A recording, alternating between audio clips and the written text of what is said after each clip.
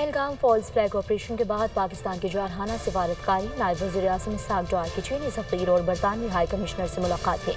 ترکیہ، مصر اور آذربائیجان کے وزرائے خارجہ سے ٹیلی فونک رابطے، خطے کی موجودہ صورتحال سے آگاہ کر دیا گیا۔ تفصیلات اس رپورٹ میں۔